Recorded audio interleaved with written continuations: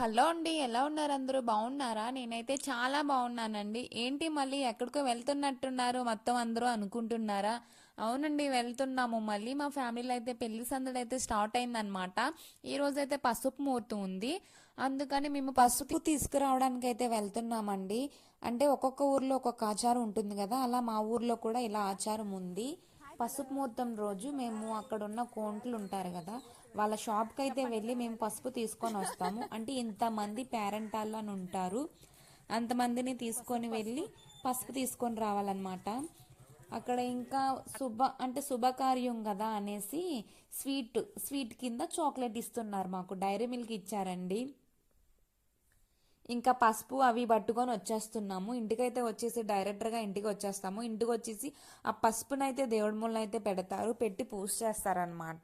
Next అయితే ఇంకా మా వాళ్ళు తాంబూలానికి అయితే ప్రిపేర్ చేస్తున్నారు. మా హస్బెండ్, మా పిన్ని వాళ్ళు, మా బాబాయ్ వాళ్ళును మొత్తం ప్రిపేర్ అయి ప్యాక్ చేసేస్తున్నారు. ఇంకా అందరికీ ఒక్కొక్కటి ఇచ్చే బదులు ఇలా ప్యాకెట్తో సింపుల్గా ఇచ్చేద్దాం కదా అన్నట్టుగా. ముహూర్తానికి అయితే టైం అయిపోయింది. ఇంకా దంచడం అయితే స్టార్ట్ చేసిస్తున్నారు. వీళ్ళేనండి పెళ్లి కూతురు అమ్మ నాన్న. ఫస్ట్ అయితే వాళ్ళే ముహూర్తం చేస్తున్నారు అన్నమాట.